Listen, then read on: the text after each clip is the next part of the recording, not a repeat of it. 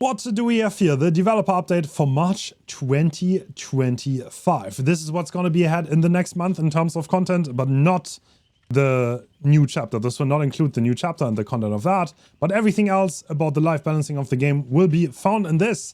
And looks like we're getting changes to mending. The mending time is decreased to 10 seconds and the altruistic mending time to 6. So that's a little bit of enough. Interesting. So mending is going to be done faster. It's a frustrating mechanic. It feels a little bit redundant. I agree. And slows down the pacing of the game for survivors. True. Reducing the mending times. We hope to reduce the friction slightly. All right. I guess that's a good change. Nobody's a big fan of mending, so this penalty is a bit odd. I don't know. I never really liked that, but that's okay. So now we have Legion. Legion is getting some sizable buffs. I mean, it kind of makes sense. If mending is getting nerfed, Legion is the mending killer, so he naturally will get nerfed. It makes sense to compensate a little bit. And his fatigue is now 2.5 seconds, which means if you let go of someone, you have 0.5 seconds less of fatigue, you will catch up a lot faster. This will probably be quite significant, honestly. Also, the movement speed of fatigue is increased. So we'll need to see how significant that is. That sounds pretty deadly, though. That sounds pretty darn deadly. If you fatigue next to someone, you'll probably be close to swing range. All right, we'll need to see. Feral Frenzy lasts for 11 seconds, so 1 more seconds on the base duration. There's also an add-on that increases that. And the cooldown is 15 instead of 20. Okay, interesting. It was 10, was 20, so less cooldown, a little bit more frenzy time. Movement speed on hit during frenzy is now 0.24, was 20. A little bit more speed, a bit more duration. It's probably going to be easier to get to 5 hits, and add-ons got adjusted. By accounting for reduced mending times, we adjusted Legion's kit to ease down the time between power uses by extending Feral Frenzy, adjusting its cooldown and movement speed bonus. The goal is to provide Legion with a slight buff to their ramp up as they weaken survivors, giving them more opportunities to lean on their mobility. This will probably not change the world. I think the fatigue is probably the most significant out of this. Because like if you fatigue next to someone, and this sounds pretty significant, if you can hit someone within a few seconds, that could definitely make a difference. And survivors will need to be more aware of their positioning. Because if a Legion fatigues next to them and they don't get much distance, well, you better have a pallet close by. These changes will make Legion feel more of an active and mobile threat, reducing their reliance on more passive status effects. Okay, fair. More of an active mobile threat. Yeah, with the fatigue. I can see it. Let's see how that pans out. This is going to be on the PTB next week, so then we're going to be able to test this. Xenomorph. Minor update, which just means its number changes, by the way. Increased tail charge time to 0.35 seconds. So it takes longer for the tail attack to be charged. Increased tail attack charge sound volume for survivors. So that's probably both of those combined will make it a lot easier for survivors to react and maybe have a chance to dodge, which you currently with 0.2 seconds you don't really have. That's like the average reaction time, like 200 milliseconds. So you're not going to react to that. So 0.35, maybe that's still not a lot of time to react, but yeah, that's a little bit more. Reduce the missed attack cooldown to 2.5 was 3. That makes a lot of sense. 3 seconds is longer than a successful attack.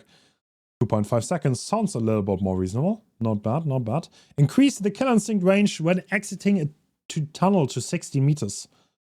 Quality of life, not bad. You will be able to orientate yourself easier coming out of a tunnel. Always feels a little bit odd. Like, feels hard. And kill instinct definitely helps now. Decrease the time it takes to get out of the tunnel to 1.5 seconds.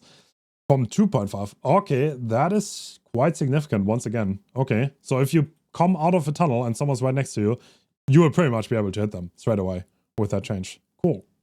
Increase the amount of fire needed to burn out the Xenomorph out of crawler mode to 175. That is a significant increase. So more time for Xenomorph, which probably means base kit, you can M1 the turrets now. Which honestly is probably, you don't even need to because this will make it better to M2 the turrets again. Okay. Increase the delay before Xenomorph's heat starts to dissipate to 15 seconds. Wow, okay, that is a long time. If you run into one turret, Xenomorph destroys it, you run into another one, he's probably gonna get burned out. 15 seconds is a long time. Okay, interesting change. That's probably gonna make flame turrets a little bit more annoying. I'm not a big fan of what flame turrets do to the gameplay because you hit the flame turret, the survivor's distance, they pre-run to the next flame turret, and there's no real interaction. I'm not the biggest fan, but yeah. Decrease Xenomorph's heat dissipation rate to 2 per second. Was 25. Oh my god. Dude, you never get rid of that. Xenomorph is gonna fear the heat. Okay, that seems like a... I mean, it takes longer, but the dissipation rate is insanely low. That seems kind of insane. 2 per second. Do you need 175? Wait, that can't be right, no?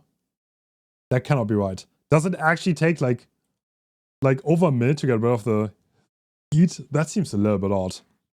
In its current state, Xenomorph's tail attack tends to be a little bit too difficult to dodge, with a short window between wind-up and attack, to give survivors more of a chance to anticipate and react it. We've adjusted its charge time and made the wind-up longer. To balance this out, we reduced the cooldown on missed attacks. We also found that turret impact can be inconsistent, providing huge value at high skill levels. That is true, but they're too hard to use, being very ineffective at low levels. I don't think it's going to change. I think they're just too hard to use, to be honest. It's like, if you're new to the game, you're like, oh, flame turret is slow. Let's put it right next to the tower. And then the Xenomorph comes out of the tower, smacks the flame turret, nothing there. I think it's just too hard, too unintuitive to use. I don't think anything is going to change about that. Rather than having flame turrets act as an immediate threat to dissipate quickly, heat buildup will remain for longer. This would help give a little bit more value to small bursts of heat that aren't enough to knock Xenomorphs out of crawler mode. The matter right now, I feel like it's still to double turret up. So, I don't know. Okay, whatever. We also did a pass to Xenomorph add-ons. We really need to test this. I'm not sure where this is going. I don't know. Is this This seems like enough to me. I don't know. But we need to see. This looks like enough. Alright, the good guy. Got a little bit, got killed a little bit, got significant changes because in the last one he got made slower, his duration got increased, and the cooldown got increased. So a lot of things got nerfed at once. I think it was a little bit too much. So Heidi Home mode cooldown is 12 seconds now, was 14, yeah. So we're going back to the old value because this was just too much. It was unreasonable. And reduced time to reach max speed. Because with the longer duration, it felt so slow starting the dash. It felt incredibly slow and too reactable at the very beginning. Because if you drag out the curve, the starting just takes longer. That's how DBD does like speed curves. Because like the way it's dragged, it's like you take it and you just widen it, which means at the start your starting speed increases slower, and that has been changed. We know that good guys' utility mobility chases has historically been one of his core draws. While recent changes made him less oppressive at lower MMRs, we made some adjustment to help get him back into action quicker and improve movement feel, particularly accelerating back to speed. I feel like you can still increase the speed a little bit, to be honest, but like reaching the max speed faster is definitely a really good change. Terra radius adjustments. Ooh, this is a good one. This is a good one. So, Terra radius in DBD, historically, there are few killers who are outliers, but almost everyone is 32%, 32 meters, and stuff like Wesker got made 40 because it can dash to you too fast. Guess what?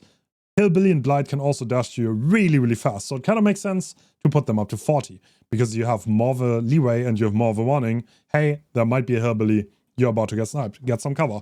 That's a good change. I agree with that.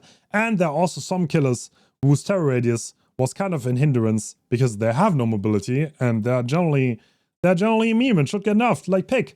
But right now she's getting buffed and the terror radius is 24 meters again. Cool. Ghostface 24. Cool. Weak killer. Skull Merchant 24. Yeah, also pretty weak killer. So 3 of the weakest killers. That's going to be interesting with the undetectable on Skull Merchant. You might be able to make that use more, but yeah, actually not bad.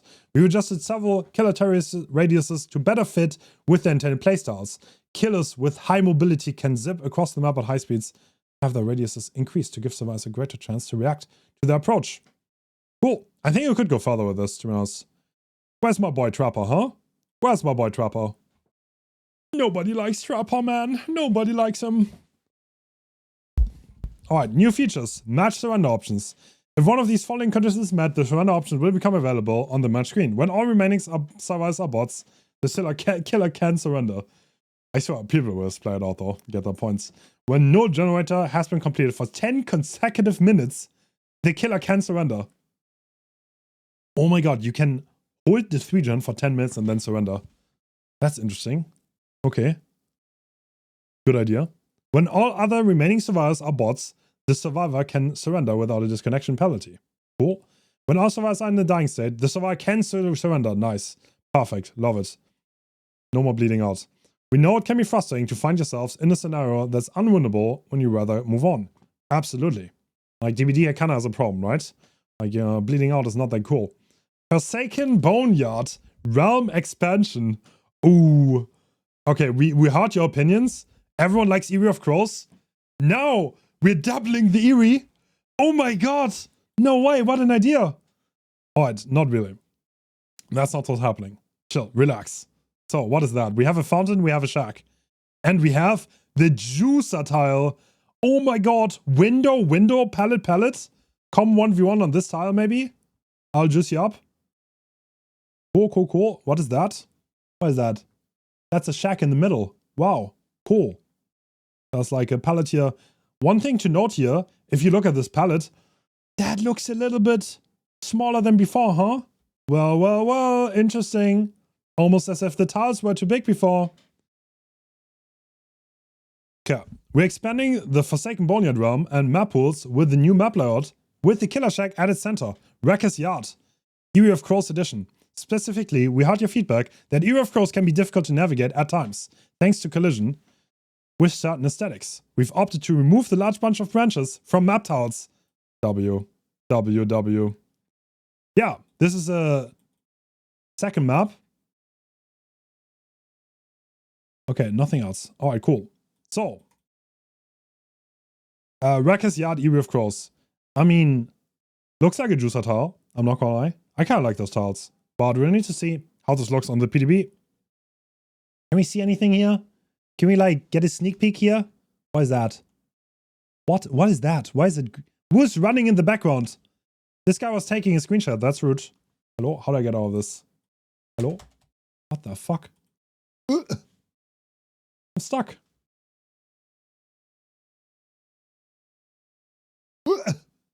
Okay.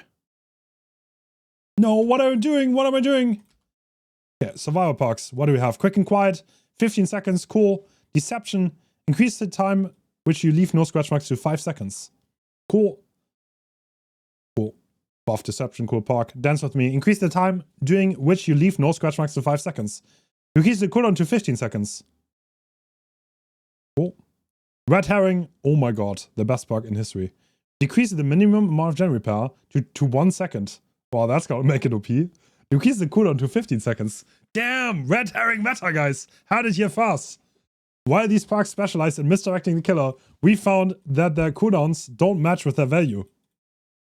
Okay, bro. By reducing their cooldown and increasing the duration of their effect, we hope that they give these off-meta perks a better chance. No, maybe. Alright, killer perks. What do you have? Knockout. When a survivor drops a pallet, if they move 6 meters from it, within 6 seconds, they get hindered for 5%. When a survivor drops a pallet, and if they move 6 meters away from it, within 6 seconds, they get 5%. What? Wait a second. So if you drop a pallet against a blight, and he zone breaks, you get hindered on top? Hold on. Hold the phone. I don't know if this is a good idea. I mean, I hate knockout. Get rid of it. Cool. I don't know if this is the play, though. I don't know if this is the play. But this is the PTB. The map is an update. It's just clarity. As you can see, a bit confused. Yeah, I know. I don't know what I can say, Mandy. Can I say that? Is that updating existing? Yeah. Yeah, okay, I can say that. So this update is Eyrie of Crows is getting a rework, and there's a new map for it. This is both. Eyrie of Crows is getting reworked, and there's a new map for it. And I'm excited for it, to be honest. I am excited. I think I can say that. Excited for this change. I know you guys are anxious, and you're like, oh my god, no way. But I'm excited. That's all I'm gonna say. Cool. Okay.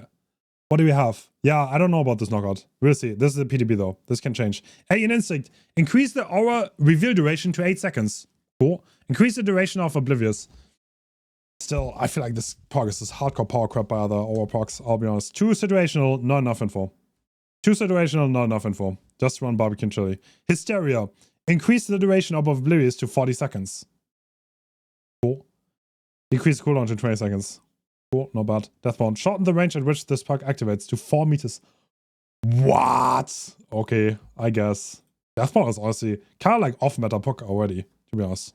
I guess. Nemesis. Increase the aura duration to 8 seconds. Wow, that's honestly not bad. Wow, 8 seconds? That's not bad with friends to the end. Cool. Until next time. Wow, that's the dev update. Is Some exciting making Eyrie stuff. a bigger map, a survivor, or killer buff? It's call my lawyer. Okay, that's the changes we have. And the new chapter. So this is gonna come to the PTB on the next week. Very exciting stuff. Let me know what you think, and I'm out.